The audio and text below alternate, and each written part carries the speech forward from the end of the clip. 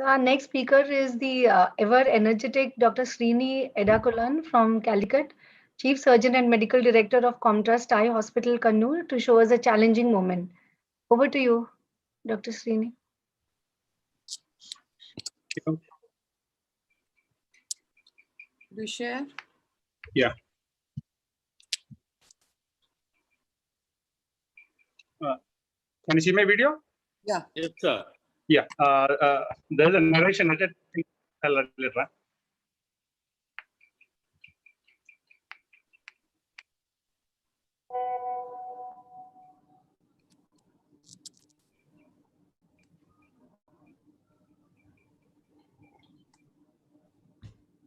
Dr. Srini, the audio is not coming. This is basically everything was okay, like till the end, like aspiration was done, and then the eye became hard. The iris started prolapsing. See, the iris could be represented to the right foot.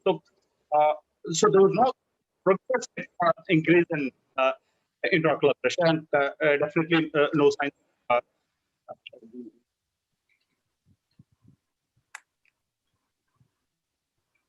So it was not a suprachoroidal hemorrhage.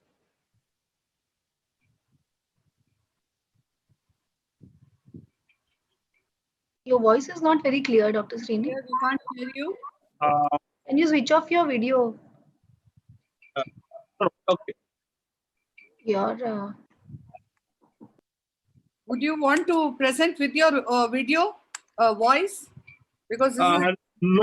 I actually thought you will be presenting it, so I got a narration to it. So, see if I can you hear me now? Yes. Can you hear me now? Yes. Now can you hear me? I can hear you. See, if you don't mind the narration playing in the background, I'll just go back. Yes. Yes, you can have the narration going on because that was very clear. Yeah. So it's like at the end of the surgery, I became hard and iris started prolapsing, and I could actually reposit the iris through the side port. So it's not like the expulsive kind of hardening of no suprachoroidal. It's not a suprachoroidal hemorrhage or suprachoroidal effusion as such, because it's not going hard. The visco is not going in. You put the visco is coming out, and iris is also coming out. So it's probably all of your face. It's a misdirection of fluid into the potential space between the specific capsule and the repair. So the Burgess space. This has happened to me before, and this was the first time that I was managing like this. Previously, when it happened to me, I used to just stop the case, heavy mannitol, take the case after 2 or 3 hours, and all cases except for one, I could complete the intraocular lens implantation. In one case, I had to postpone. See, in as you can see, like I was already open, and I'll decompress the eye by responding vitreous. So the needle was passed to the anterior vitreous area, and a little bit of fluid is aspirated. You can see, so you aspirate the fluid from just behind the posterior capsule. It softens the eyeball. So eye is soft. Now the anterior chamber will taken more visceral acid. So till now, the posterior capsule was actually bulging. Now it has fallen back, and intraocular lens could be easily implanted into the back. There have been studies published on this fluid protectant syndrome. And, recently, Dr. Maligan won the best video awards for a presentation on the fluid protectant syndrome in ASERS. There is a paper which has reviewed all the published journal articles on fluid protectant syndrome, and that journal and many other journals on aspiration of the fluid, not retinal issues. But maybe it might be better if you are actually going for this decompression, it might be better to go for a small gauge vitrectomy cutter to decompress. Probably that should be the way to go if you're going for it. Can you stop sharing? That was a wonderful video, Dr. Srini, which you showed a very difficult situation, which rarely does come upon all of us. But I strongly believe, and I'm sure most of us believe, that using a straight needle which goes transconjunctivally, transclerally into the vitreous in the retrocapsular space, you might probably rarely engage the posterior capsule itself, or you might engage the vitreous and then pull on it, and you could have a traction and a serious complication. So it makes sense from taking the advice of our retina colleagues that we use a small gauge vitrector and do this. I would definitely want the opinion of any of my expert panel on that. Dr. Rohit Om Prakash, yeah, are you there? Yeah, absolutely. So I personally feel that he managed it well. The first time I saw this was way back in 1984, 85, when my father put the needle and aspirated. But I think that is history now. As you have rightly said, what has to be done is we should go with a cutter, because if we aspirate that, it can pull the vitreous and create problems. That is the first thing which needs to be done. Suprachoroidal leaks should be ruled out, which he adequately did. Another important thing is for those of us who are, for I think a good chunk of ophthalmologists are not used to going through the pars plana and doing all these things. For them, what I would suggest is that if you have ruled out that suprachoroidal, you can use, make the patient wait, use IV mannitol, and then come back maybe after an hour or 1.5 hours, and that can also be done.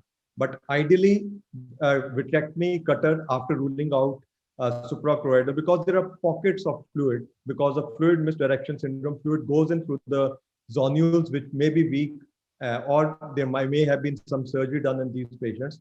But definitely a big no to using a needle to aspirate. More for the interest of the audience, I thought I'll just tell patients where you could get a fluid misdirection. I'm sure you all could add if it is a hyperopica, if it's a PI is already there, or if there's a zonular weakness through that, you could have misdirection. Even if there is a shallowing of the eye because of a wound leak, you could that could trigger it off, or even a leak during trabeculectomy procedures. But we do have read about zonulo-hyaloidovitrectomy.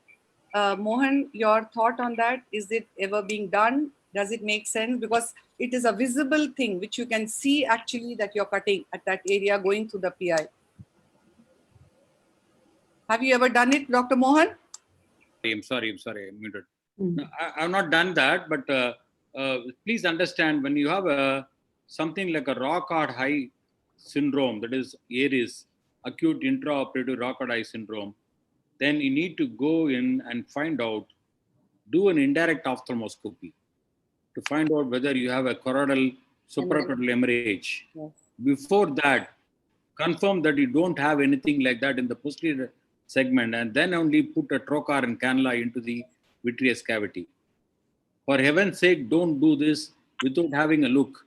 Okay, though you may say that red glow is there, I don't see anything coming from behind, but you should have a look at the back and then put the trocar and cannula. What I do normally is I give mannitol and wait. Otherwise, I just put a suture for the main port and go with the trocar and cannula 3.5 millimeters from the limbus, and then Maipal has beautifully demonstrated some videos on that. I've also done that regularly, and wherein we just go in and do, you just have to do a limited vitrectomy. You can do actually a vitrectomy even from outside, but only thing is don't put a needle and aspirate. If you put a needle and aspirate, problem is vitreous cannot be aspirated. Vitreous has to be cut. Okay, vitreous is a thick jelly-like thing. You can't aspirate the vitreous. If you aspirate the vitreous, you can have problem like attachment to the vitreous base and all these problems post-operatively as well. So this is, I think, the take-home message. Intraoperative mannitol, be patient, have a look in the posterior segment. Then if you are okay, put a trocar and cannula. Otherwise, most of the times, intraoperative mannitol itself and giving a patient, I also give Xylocard 4% IV as well. It works very well. I don't know how it works, but it works very well. That also reduces the intraocular pressure. And also make sure the patient is also very calm. Midazolam you can give at that time. Ask your anesthetist to give midazolam, and then you can go ahead with the patient after some time. As Rohit said, you can wait. Yeah. Hi. Just a quick thing to what Dr. Mohan Rajan sir said. I remember in ECC days, people used to get expulsive hemorrhage. But last 20 years, I've never seen an expulsive hemorrhage happening in a case of phaco.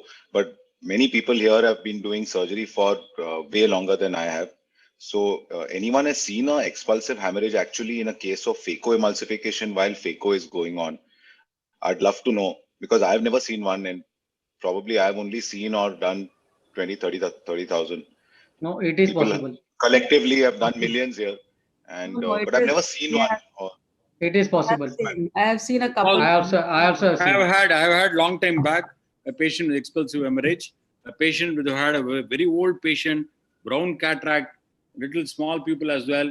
Please understand this areas is also very common in patients who have got high myopia, brown cataract, pseudoexfoliation, small pupil, wherein there can be zonular weakness and the fluid goes behind and pushes the posterior capsule, increases the positive vitreous pressure as well.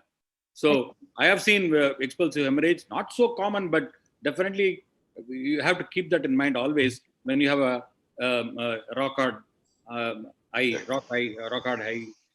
underneath. Yeah. Dr.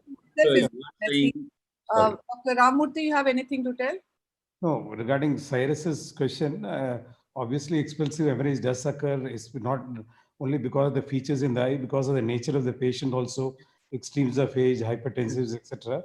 The only thing is when we were doing intracapsular, extracapsular cataract surgery, there used to be a huge incision because of which all the iris, vitreous, lens, everything used to flow out.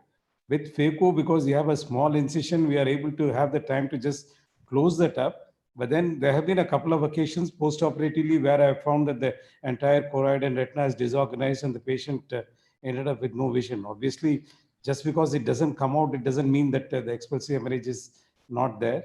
And otherwise, I think that's the only comment I have. So, Chitra.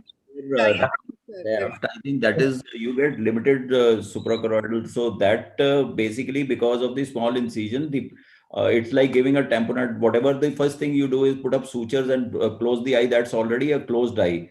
Yeah. And whenever you get a hard eye, so what Mohan emphasized, I'll re-emphasize that you have to root out choroidals.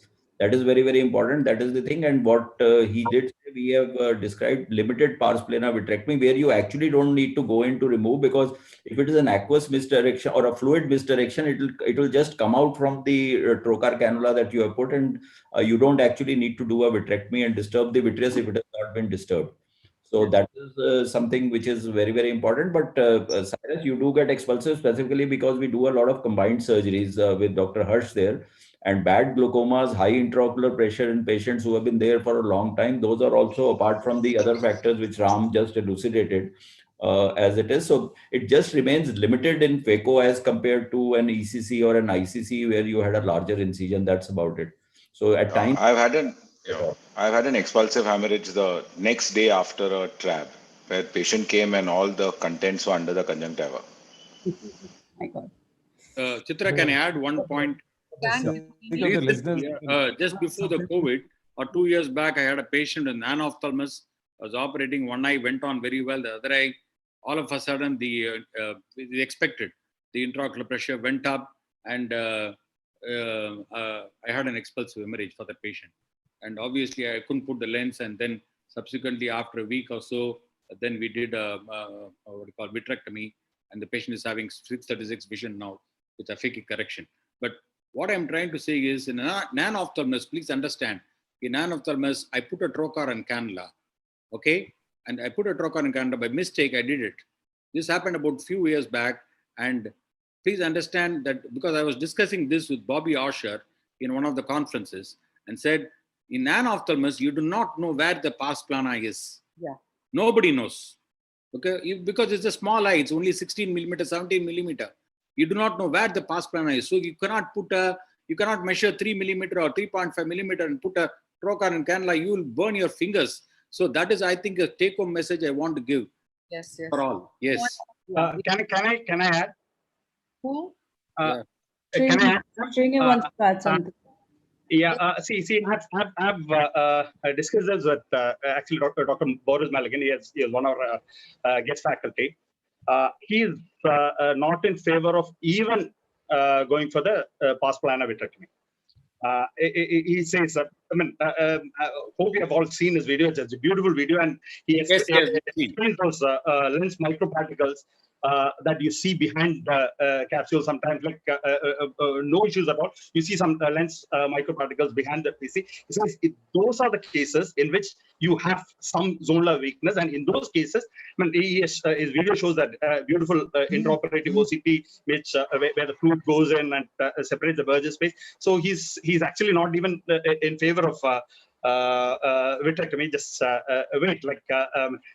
Actually speaking, and even I would say, wait. I have one of the patients I actually postponed and did it after a week. I mean, it's just, I mean, I was taking a risk presenting this. I presented it in the coaching of the and before presenting, I asked Dr. Gopal and Dr. Thomas Siri and retinal surgeons, should I actually present it? They said, yeah, it'll raise a discussion, fine. Okay, this is what I did. I know that I did buy-in. Okay, let's have a discussion here. Yes, it's worthwhile. It does bring up a discussion, and people are doing it. And I think it needs confidence to show these cases. It was very good. I heard your voice overlay. It was even better.